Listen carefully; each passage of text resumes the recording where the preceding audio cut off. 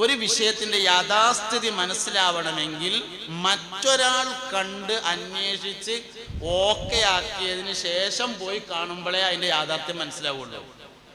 ഇന്നിട്ട് പറ്റൂല എന്നുണ്ടെങ്കിൽ ഒഴിവാക്കുന്നതിന് കുഴപ്പമൊന്നുമില്ല. അതേസമയത്ത് വിവാഹാലോചന നടത്തേണ്ടത് സ്വന്തമായിട്ടല്ല, ശരിക്ക് മാതാപിതാക്കളാണ്. അതുകൊണ്ട് കല്യാണം നടത്തേണ്ടത് പ്രേമിച്ചിട്ടല്ല. ഇന്നിപ്പോ രക്ഷിതാക്കളെ മനസ്സിലാക്കേണ്ട കുറെ കാര്യങ്ങളുണ്ട്. പ്രേമിക്കുന്ന ആളുകള് പ്രേമിക്കപ്പെടുന്ന പെൺകുട്ടികളോട് സുന്നത്ത് നോമ്പ് നോൽക്കാൻ വരെ ഉപദേശിക്കുന്ന കാലാണ് ഇപ്പൊ ഇന്ന്. ഹത്തം തീർക്കാൻ പറയാ, സലാത്തിലിട്ട് ദ്വാരക്കാൻ പറയാ, ഇതൊക്കെയാണ് പുതിയ പ്രേമത്തിന്റെ പരിപാടികൾ. അതുകൊണ്ട് പെൺകുട്ടി ഇപ്പൊ തഹജ്ജുദൊക്കെ തുടങ്ങിയിട്ടുണ്ട്. അത് ഓനായിട്ട് പരിചയപ്പെട്ടതിന് ശേഷമാണ്. അതുകൊണ്ടാണ് കെട്ടിച്ചു കൊടുക്കാന്ന് വാപ്പാര് തീരുമാനിക്കരുത്. കാരണം പ്രണയവിവാഹം പരാജയപ്പെടും എന്നതിന് 99.55% ഉറപ്പാണ്. ലോക ചരിത്രത്തിൽ അറിയപ്പെട്ട പ്രണയങ്ങളൊക്കെ ഒന്ന് പരിശോധിച്ച് നോക്കാൻ നിങ്ങൾ, അങ്ങനെ തന്നെ ഉണ്ടാവുള്ളൂ. പിന്നെ നമ്മൾ കേട്ടുകേൾവിയുടെ അടിസ്ഥാനത്തിലുള്ള പല കാര്യങ്ങളും യാഥാർത്ഥ്യമല്ല. ഞാൻ ഇപ്പൊ ഈ അടുത്ത് എല്ലാവരും പറയുന്ന ഒരു ചരിത്രമാണ് ലൈല മജ്നുവിന്റെ ചരിത്രം. കൈസി എന്ന് പറയുന്ന ഒരാൾ ലൈലയെ സ്നേഹിച്ചു. അങ്ങനെ അവസാനം ലൈല മരണപ്പെട്ടപ്പോൾ ഖബറുകൾ ചെന്ന് പൊട്ടിക്കരഞ്ഞു. അവിടെ വെച്ച് തൽക്ഷണം മരണപ്പെട്ടു, അവിടെ തന്നെ മറവ് ചെയ്തു എന്നാണ്. അള്ളാന്റെ ദുന്യാവിലെ എവിടെ തെരഞ്ഞാലും ഈ ലൈലാന്റെയും കൈസിന്റെയും ഖബർ കാണൂല. കാരണം ഈ ജീവിതത്തിന്റെ പശ്ചാത്തലം പറയുന്നത് അറബ് നാടാണ്, സൗദി അറേബ്യയാണ്. നമ്മൾ നെറ്റിലടിച്ചാൽ ഒരു ലൈലന്റെയും കൈസിന്റെയും ഖബർ കിട്ടും. അതിവിടെ ഹരിയാനയിലാണ്. വെറുതെ പേരിട്ടതാണ്. സത്യത്തിൽ ലൈല എന്ന് പേരായിട്ടും കൈസി എന്ന് പേരായിട്ടും ഒരാള് ഭൂമിയിൽ ജീവിച്ചിരുന്നിട്ടില്ല. അതൊരു അറബി ക്ലാസിക്കൽ നോവലാണ്. എന്ന് പറഞ്ഞാല് അറബി ക്ലാസിക് നോവൽ പറഞ്ഞാലേ ചില ആൾക്കാർ പറയലുണ്ടല്ലോ, ഞങ്ങളുടെ നാട്ടിൽ പള്ളിൻ്റെ അടുത്ത് ഒരു ഹൈദർമാങ്കാക്ക് കച്ചവടം ചെയ്തിരുന്നു. അപ്പോൾ അസർസ്കാരം കഴിഞ്ഞിട്ട് ഒരാൾ വന്നിട്ട് പറഞ്ഞു എനിക്കൊരു മധുരമില്ലാത്ത ചായ വേണം. അപ്പോൾ വേറൊരാൾ വന്നിട്ട് പറഞ്ഞു എനിക്കൊരു പൊടിയില്ലാത്ത ചായ വേണം. അപ്പോൾ വേറൊരാൾ എനിക്കൊരു ലൈറ്റ് ചായ, അപ്പോൾ ഒരാൾ സ്ട്രോങ് ചായ എന്ന് പറയുമ്പോൾ ഹൈദർമാങ്കാക്ക പറഞ്ഞു ഈ സെഞ്ചിൻ്റെ ഉള്ളിൽ കൂടി ഒരു ചായ വരും, അതാണ്ട് തരാം എന്ന് പറഞ്ഞു. ഇതെല്ലാവരും പറഞ്ഞൊരു കഥയാണ്. എല്ലാവരും അവനാൻ്റെ നാട്ടിലുണ്ടായി എന്നാണ് പറയാം. സത്യത്തിൽ ഇത് എവിടെ ഉണ്ടായത്? ഇത് എവിടെയും ഉണ്ടായിട്ടില്ല. സത്യത്തിൽ ഈ സംഗതി എവിടെ ഉണ്ടായിട്ടില്ല. എല്ലാവരും അവനാൻ്റെ നാട്ടിലേക്ക് ചേർത്ത് കണ്ട് അങ്ങനെ പറഞ്ഞൊരു കഥയാണ്. ഇങ്ങനെയുള്ള കഥകൾക്കാണ് ക്ലാസിക്കൽ നോവലുകൾ എന്ന് പറയുന്നത്. അത്തരത്തിലുള്ള ഒരു ക്ലാസിക്കൽ നോവലാണ് യഥാർത്ഥത്തിൽ ആ കഥ എന്ന് പറഞ്ഞത്. അതൊക്കെ വായിച്ചുകാണ്ടും കേട്ടുകാണ്ടും കുട്ടികൾക്ക് തോന്നാണ് ലൈലാന്റെയും കൈസിന്റെയും മാതിരി ആവണം എന്ന്. ഇതാണ് സംഭവം. അപ്പൊ അതുകൊണ്ട് അവരിങ്ങനത്തെ കഥകൾ വായിക്കുന്നു, കേൾക്കുന്നു, അതെല്ലാം വിശ്വസിക്കുന്നു. അതുകൊണ്ട് ശക്തമായ ബോധവൽക്കരണങ്ങൾ നടത്തേണ്ടതുണ്ട്. ആൺകുട്ടികൾക്കും വേണം, പെൺകുട്ടികൾക്കും വേണം. നമ്മളെ കുട്ടികൾ പരാജയപ്പെടുന്നത് നമ്മളല്ലാതെ വേറെ ആരാ നോക്കുക? അതുകൊണ്ട് ആ കൂട്ടത്തിൽ ഞാനൊരു കാര്യം കൂടിയും പറയട്ടെ. ഈ പ്രണയവിവാഹങ്ങൾ നടക്കുന്നതിനൊരു കാരണമുണ്ട്. തുടക്കത്തിന് നമ്മളിങ്ങനെ പറയും കുറച്ചൊക്കെ ഇങ്ങോട്ട് യോജിച്ച് വരികയാണെങ്കിൽ നടത്തി കൊടുക്കായിരുന്നു. അപ്പൊ സ്വാഭാവികമായിട്ട് ഓലെ മനസ്സ് പറയും അപ്പൊ കുറച്ചൊക്കെ യോജിപ്പില്ലാത്തതാണ് പ്രശ്നമല്ല, എനിക്ക് കുഴപ്പമില്ല എന്ന് പറയും. അതായത് നമ്മൾ പറയും കുടുംബം കൊണ്ടൊക്കെയാണെങ്കിലൊക്കെയാണ് നടത്തായിരുന്നു എന്ന് പറയുമ്പോൾ കുട്ടികളെ മനസ്സെന്താ പറയാ, കുടുംബം കൊണ്ടൊക്കാത്തതാണ് അപ്പൊ കുഴപ്പം, വേറെ കുഴപ്പമൊന്നും ഇല്ലല്ലേ, അതെനിക്ക് കുഴപ്പമില്ല, എന്നാ പിന്നെ നടത്തിക്കാളി എന്ന് പറയും. പിന്നെന്താ പറയേണ്ടത്?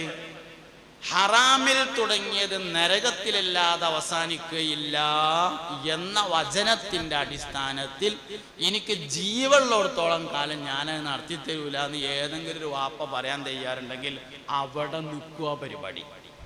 നമ്മളത് പറയാൻ തയ്യാറില്ലാത്തതാണ് പ്രശ്നമായത്. എന്താ അങ്ങനെ പറയേണ്ട ആവശ്യം? പ്രണയവിവാഹം പരാജയപ്പെടും. പ്രണയവിവാഹം ഒരുപാട് കാരണങ്ങളെ കൊണ്ട് പരാജയപ്പെടും. അപ്പം ഞാൻ സ്വാഭാവികമായിട്ടും ചോദിക്കും ഇനിയിപ്പോൾ കെട്ടിയവരെന്താ കാട്ടുക എന്ന്. അതിൻ്റെ മറുപടി അത് സ്വകാര്യത്തിൽ ചോദിക്കേണ്ട ചോദ്യമാണ് എന്നുള്ളതാണ് മറുപടി. എല്ലാം ചോദ്യം പരസ്യമായിട്ട് ചോദിക്കാൻ പറ്റിയതല്ലല്ലോ. അപ്പം അത് സ്വകാര്യത്തിൽ ചോദിക്കേണ്ട ചോദ്യമാണ് ആ ചോദ്യം എന്നതാണ് അതിൻ്റെ മറുപടി. അപ്പം ഞാൻ അവസാനിപ്പിക്കാം.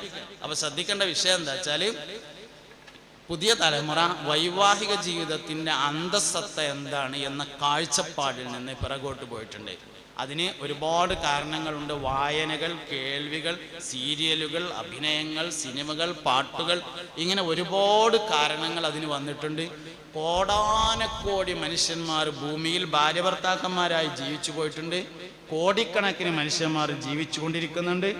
1-2% വരുന്ന അസ്വസ്ഥതകളെ പർവ്വതീകരിച്ച് കുട്ടികളെ ബോധ്യപ്പെടുത്തുകയാണ് യഥാർത്ഥത്തിൽ ചെയ്തിരിക്കുന്നത്. പുതിയ തലമുറക്ക് ഒരുപാട് മാറ്റങ്ങൾ ഉണ്ടായിട്ടുണ്ട്. അത് കുടുംബജീവിതം വേണ്ടാന്ന് വെച്ചതുകൊണ്ടാണെന്നാണ് പഠിപ്പിക്കണത്. സത്യത്തിൽ പുതിയ തലമുറക്ക് ഒരുപാട് മാറ്റങ്ങൾ ഉണ്ടായിട്ടുണ്ട്. അത് കുടുംബജീവിതം വേണ്ടാന്ന് വെച്ചിട്ടൊന്നും ഉണ്ടായതല്ല. സമ്പത്ത് കൊണ്ട് മാറ്റം ഉണ്ടായിട്ടുണ്ട്, സാംസ്കാരികമായ മാറ്റം ഉണ്ടായിട്ടുണ്ട്, സൗകര്യങ്ങളെ കൊണ്ട് മാറ്റം ഉണ്ടായിട്ടുണ്ട്. പഴയ തലമുറ കഞ്ഞിയിൽ വറ്റ് തെരഞ്ഞിരുന്നവരാണ്. ഞമ്മക്കെന്ന് ആർക്കും ചോറിന് ബുദ്ധിമുട്ടില്ലാത്തവരാണ്. അതിൻ്റെ മാറ്റം എല്ലാത്തിലും ഉണ്ടാവും. അത് കുടുംബജീവിതത്തിൽ ഉണ്ടായിട്ടുണ്ട് എന്നുള്ളൂ. അല്ലാതെ കുടുംബജീവിതം ഇല്ലാത്തതുകൊണ്ട് മാറിയതോ പണ്ട് കുടുംബജീവിതം ഉണ്ടായതുകൊണ്ട് അടങ്ങാറായതോ അല്ല. അപ്പൊ പഴയ കാലത്ത് അങ്ങനെയായിരുന്നു, പുതിയ കാലത്ത് ഇങ്ങനെയാണ്. അതിനാൽ ആ പഴയ കാലം ആവർത്തിക്കാൻ പാടില്ല. പഴയതെല്ലാം കുടുംബ ബന്ധം കൊണ്ടുണ്ടായതാണ്, അതുകൊണ്ട് കുടുംബം അനുസരിച്ച് ജീവിക്കാൻ പാടില്ല എന്നൊക്കെ പറയുന്ന ഫിലോസഫികൾ ഓതി ഓതി ഓതി കുട്ടികളെ പഠിപ്പിച്ചു കൊണ്ടിരിക്കുന്ന ഒരു കാലം. ആ കോഴ്സിൽ കീശയിലുള്ള പൈസ കൊടുത്തിട്ട് നമ്മളെ കുട്ടികളെ നമ്മളും ചേർത്ത് കൊണ്ടിരിക്കുന്ന കാലത്ത് ഇഞ്ഞെന്താ കാട്ടുക എന്ന് ചോദിച്ചാൽ അതിൻ്റെ ഉത്തരം ഇതൊക്കെ തന്നെയാണ്. ഒഴിവുള്ള ദിവസങ്ങളിൽ കുട്ടികളെ വിളിച്ചു വരുത്തിയിട്ട് കഴിവുള്ള ആളുകളെ കൊടുന്ന് ക്ലാസ് കൊടുത്തിട്ട് സെറ്റ് ചെയ്തെടുക്കുക. ഇബാദത്തുകളോട്, ഇസ്ലാമിക കാഴ്ചപ്പാടുകളോട്, മുത്തുനബിയോട് സല്ലല്ലാഹു അലൈഹി വസല്ലം ഇസ്ലാമിക വിശ്വാസങ്ങളോടൊക്കെ താല്പര്യം ഉണ്ടാക്കുക. ഇന്നത്തെ ഏറ്റവും പ്രധാനപ്പെട്ട ഒരു ചർച്ചാ വിഷയമാണ് ഇസ്ലാമും സ്ത്രീകളും. പറഞ്ഞു കേട്ടാൽ തോന്നും ഇസ്ലാമിലെ എല്ലാ കാര്യത്തിലും സ്ത്രീകൾക്ക് പ്രത്യേക നിയമമാണ് എന്ന്. സത്യത്തിൽ അങ്ങനെയല്ല, നമ്മൾ പരിശോധിച്ചാൽ മനസ്സിലാവും. അനന്തരാവകാശമൊക്കെ അങ്ങനെ തെറ്റിദ്ധരിക്കപ്പെട്ടിട്ടുണ്ട്. സ്ത്രീക്കും പുരുഷനും അവകാശം ലഭിക്കുന്ന 40-ൽ അധികം സ്ഥലങ്ങൾ ഇസ്ലാമിക ദായക്രമത്തിലുണ്ട്. ഇസ്ലാമിലെ അനന്തരാവകാശ നിയമത്തിൽ 40-ലധികം സ്ഥലങ്ങളിൽ 3 കോടി മസ്അലകളാണ് ഇസ്ലാമിലെ അനന്തരാവകാശത്തിന്റെ മസ്അല എന്ന് പറയുന്നത്. 1-2 കാര്യമല്ല. അത് നമ്മൾ അതിന്റെ സോഫ്റ്റ്വെയർ ഒക്കെ പരിശോധിച്ചാൽ മനസ്സിലാവും. ഇപ്പൊ അനന്തരാവകാശ നിയമങ്ങളുടെ സോഫ്റ്റ്വെയർ വന്നിട്ടുണ്ട്. 3 കോടിയിലധികം ചോദ്യങ്ങളുടെ ഉത്തരമാണ് ഇസ്ലാമിലെ അനന്തരാവകാശ നിയമം. 1-2 കാര്യമല്ല. അതിൽ സ്ത്രീയും പുരുഷനും സ്വത്ത് ഭാഗിച്ചെടുക്കുന്ന 40-ലധികം സ്ഥലങ്ങൾ വരും. അതിൽ ഒരു സ്ഥലത്ത് പുരുഷന്റെ പകുതിയാണ് സ്ത്രീക്കുള്ളത്.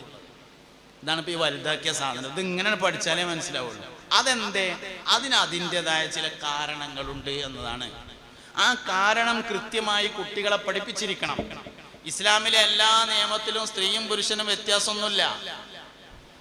അപൂർവമായ ചില വിഷയങ്ങൾ, ശരീഅത്തിന്റെ അഹ്കാമുകൾ പരിശോധിച്ച് നോക്കിയാൽ വളരെ കുറഞ്ഞ വിഷയങ്ങളിൽ, ജിനായാത്തുകൾ, ഇടപാടുകൾ പരിശോധിച്ചാൽ അതിൽ തന്നെ പലതും നിരുപാധികം നിരോധിക്കപ്പെട്ടിട്ടില്ല.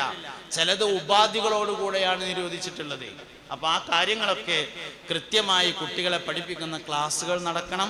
പറയാനുള്ളൊരു കാര്യം ഇത് മാത്രമാണ്, സംഘടിപ്പിക്കാനാണ് മാനേജിംഗ് കമ്മിറ്റി കഴിയുക, കമ്മിറ്റിക്കാർക്ക് കഴിയുക. നിങ്ങളെ ഇതൊക്കെ ഒന്ന് പറഞ്ഞ് ബോധ്യപ്പെടുത്തണം എന്നതിൻ്റെ പേരിലാണ് അവർ ഇന്നെ വിളിച്ചുകൊണ്ട് വന്നിട്ടുള്ളത്. നിങ്ങൾക്ക് ഒരു പരിധി വരെ ബോധ്യപ്പെടുന്ന തരത്തിൽ ഞാൻ പറഞ്ഞിട്ടുണ്ട് എന്നാണ് വിശ്വസിക്കുന്നത്. ഇതിൻ്റെ റെക്കോർഡിംഗ് ഉണ്ട്, അത് വീട്ടിലെ സ്ത്രീകളെയും കേൾപ്പിച്ചു കൊടുക്കണം. അങ്ങനെ നിർബന്ധപൂർവം കുട്ടികളെ പോയേ പറ്റുള്ളൂ എന്ന് വാശി പിടിച്ചിട്ട് പ്രീ മാരിറ്റൽ കൗൺസിലിംഗ് ക്ലാസ്സുകൾക്ക് നമ്മുടെ കുട്ടികളെ നമ്മൾ നിർബന്ധമായിട്ടും പറഞ്ഞേക്കണം, പഠിപ്പിക്കണം. ഇത് ഞാൻ പറയുമ്പോൾ ഒരു അബദ്ധമുണ്ട്. അതെന്താ വെച്ചാൽ നമ്മൾ ഇവിടുന്ന് പ്രീ മാരിറ്റൽ കോഴ്സിന് ഒരു ഏജ് നിശ്ചയിക്കും. ഉദാഹരണം, സാധാരണഗതിയിൽ 8ാം ക്ലാസ് മുതൽ വിവാഹം വരെ എന്നാണ് നിശ്ചയിക്കുക. അപ്പൊ ചില വാപ്പാർക്ക് തോന്നും എൻ്റെ 3ാം ക്ലാസ്സിലെ കുട്ടി പിന്നെ പഠിക്കണ കുട്ടി ഒന്നാണ് പോയിട്ട് ഓളൊന്നാണ് പഠിച്ചോട്ടെ എന്ന്. ഒരു കാര്യം അതുകൊണ്ടില്ല കേട്ടോ, കാര്യത്തല്ല. എന്താ വെച്ചാൽ എല്ലാ വിഷയവും എല്ലാവർക്കും ബോധ്യപ്പെടുന്നതല്ല. ഇപ്പൊ വൈവാഹിക ജീവിതം 3ാം ക്ലാസ്സിലെ കുട്ടിനോട് പറഞ്ഞിട്ട് എന്ത് കാര്യമുള്ളത്? ആ കുട്ടി ഒരു 7 കൊല്ലം കഴിഞ്ഞിട്ട് നോക്കാന്നല്ലാതെ. അതുകൊണ്ട് 8ാം ക്ലാസ് മുതൽ വിവാഹപ്രായം എന്ന് പറഞ്ഞാൽ ആ പ്രായത്തിലുള്ളവർക്ക് മാത്രമേ അത് ഉപകാരം ചെയ്യുള്ളൂ, അല്ലാത്തവർക്ക് അതുകൊണ്ട് കാര്യമൊന്നും ഉണ്ടാവില്ല. അപ്പൊ അതുകൊണ്ട് നിയമം നിർബന്ധമായും പാലിക്കണം. അല്ലെങ്കിൽ അതുകൊണ്ട് മാത്രമല്ല, ഇപ്പൊ നമ്മളിപ്പോ ഇന്നിപ്പോ ഈ പ്രസംഗിക്കണതിന്റെ ഒരു സ്വാതന്ത്ര്യം എന്തുകൊണ്ടാ വെച്ചാൽ ഇവിടെ കുട്ടികളില്ലാത്തതുകൊണ്ടാണ്. ഞാനിപ്പം ഈ പ്രസംഗിക്കുന്ന ഈ പ്രസംഗത്തിന്റെ സ്വാതന്ത്ര്യം, ഇന്ന് വർക്കിംഗ് ഡേ ആണ്, ഇവിടെ കുട്ടികളില്ല എന്നുള്ളതാണ്. കുട്ടികളുടെ സാന്നിധ്യത്തിലാണെങ്കിൽ ഇത്ര ഓപ്പൺ ആയിട്ട് നമുക്കിത് പ്രസംഗിക്കാൻ കഴിയൂല. ഇതേ പ്രശ്നം നമ്മളൊരു പ്രത്യേക ഏജ് ഗ്രൂപ്പിനെ വിളിച്ചിട്ട് ക്ലാസ് എടുക്കുമ്പോൾ അതിലൊരു 4 ചെറുത് വെട്ടാൽ ക്ലാസ് എടുക്കുന്നവർക്ക് ഉണ്ടാവും. 1ാം ക്ലാസ് മുതൽ 10ാം ക്ലാസ് വരെയുള്ള ആൾക്കാർക്ക് ഒന്നിച്ച് ക്ലാസ് എടുക്കാൻ കഴിയൂലല്ലോ. അതുകൊണ്ട് നിശ്ചയിക്കപ്പെട്ട ഏജ് എന്ന് പറയുന്നത് വളരെ പ്രധാനപ്പെട്ടതാണ്. എൻ്റെ അഭിപ്രായത്തിൽ കമ്മിറ്റി എങ്ങനെ നിശ്ചയിച്ചതെന്ന് അറിയില്ല. നല്ലത് ഒന്നുകിൽ 10ാം ക്ലാസ് മുതൽ വിവാഹം വരെ, അല്ലെങ്കിൽ പരമാവധി താഴത്തേക്ക് പോന്നാൽ 8ാം ക്ലാസ് മുതൽ വിവാഹം കഴിയുന്നത് വരെയുള്ള കുട്ടികൾക്ക് പ്രീ മാരിറ്റലും, വിവാഹം കഴിഞ്ഞ് ഒരു കുട്ടി ഉള്ളത് വരെയുള്ളവർക്ക് പോസ്റ്റ് മാരിറ്റൽ കോഴ്സുകളും നടത്തലാണ് ഏറ്റവും നല്ലത് എന്ന അഭിപ്രായക്കാരനാണ് ഞാൻ. ഏതായാലും ഹൈറായ നല്ല കാര്യങ്ങളൊക്കെ ചെയ്യാൻ എല്ലാവരും മുന്നോട്ട് വരണം. മഹല്ല് കമ്മിറ്റി മുന്നോട്ട് വന്നിട്ടുള്ള ഈ പ്രവർത്തനങ്ങൾക്ക് എല്ലാവരുടെയും പിന്തുണയുണ്ടാവണം. സർവശക്തനായ അല്ലാഹു റബ്ബുൽ ഇസ്സത്ത് നമ്മുടെ എല്ലാ പ്രവർത്തനങ്ങളെയും അവനിഷ്ടപ്പെടുന്ന സ്വാലിഹായ മലായി സ്വീകരിക്കട്ടെ.